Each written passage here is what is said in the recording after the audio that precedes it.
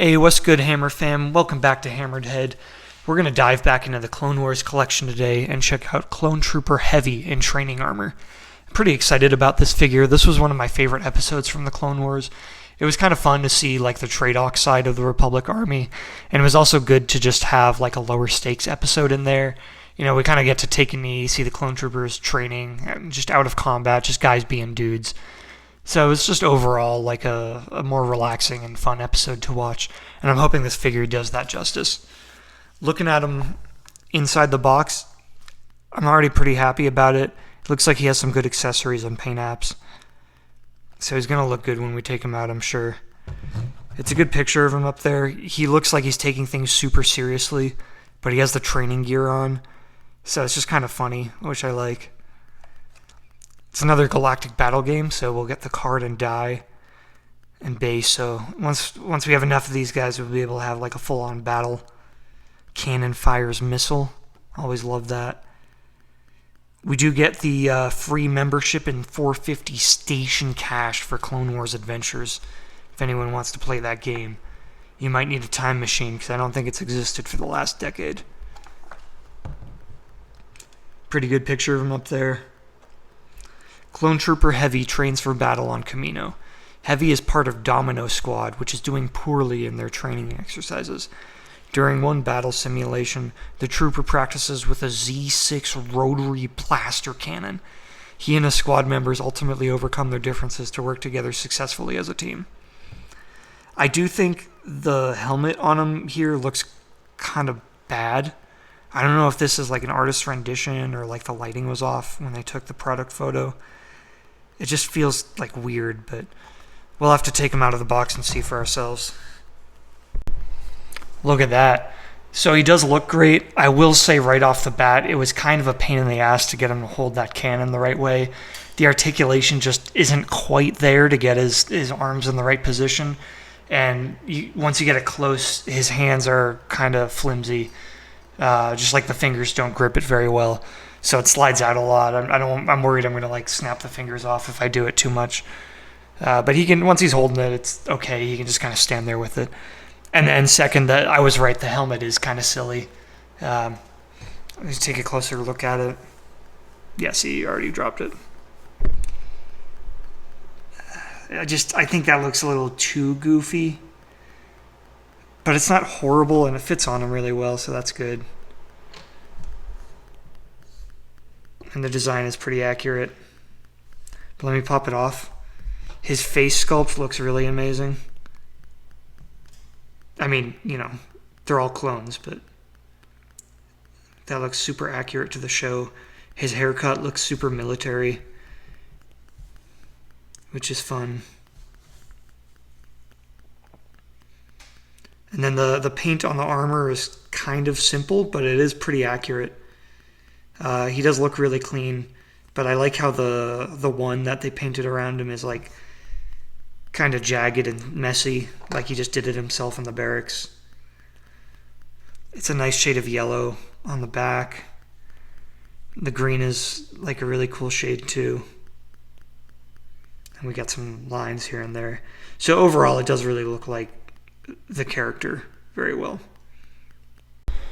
Articulation's not the worst, but it could be better. He's got one of those obnoxious ball joint heads where it's like effectively just a swivel head because he can't really go up and down too much. And then he's got ball joint shoulders and elbows too, but they're also restricted just from the armor. So he's got like this permanent, well, what is it pose going on. But they do move pretty well. He's got the swivel wrists too, which is helpful. Then swivel waist, hips, and knees.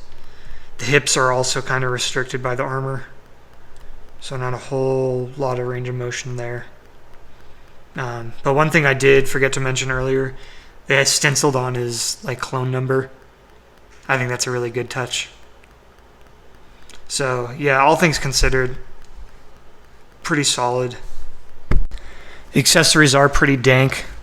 We get that Clone Wars Adventures cheat code or access code or whatever. So go ahead and steal that. The helmet, I think it looks better off, honestly, like if he was holding it. But it is a good sculpt, a nice paint job, and it fits him really well. Get standard DC-15A carbine, which is actually a pretty solid sculpt. He holds that well. The missile for the missile launcher has a nice warhead on it, which looks cool. And then the cannon, it is a pain for him to hold it, but it does look really good. There's actually a lot of detail on it, multiple colors, different divots and barrels, and iron sights on it. So it is an amazing sculpt, and once he's holding it, it does look really good. Again, though, it is just a pain to get it into his hands, and it's kind of hard to balance him once he's holding it. So if you want him to be in any like interesting poses or combat stances or something, you kind of have to have him on the stand. And of course, we get the battle die and the card for the game. Has a really good picture of him on there, and then his stand. So we slide his card in. Maybe, there we go. And then his like superpower stats, I guess, are intelligence and luck. Which is funny because Domino Squad was pretty unlucky. But he's ready to play the game. We will test fire the Z6, what the f is it called? Z6 rotary blaster cannon. So in this training scenario, this battle droid is about to summarily execute Mr. Hammer, and Domino Squad's going to save the day. So we'll take our trusty blast effect thing, load it in the cannon, if it focuses. Ugh. There we go.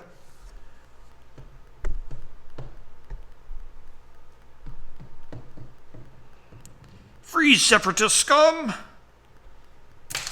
Oh, f***. Oh, f***. Okay, try again. Yeah, so it's pretty solid. Freeze, Republic Trooper. Clanker.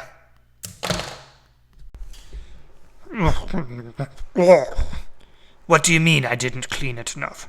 I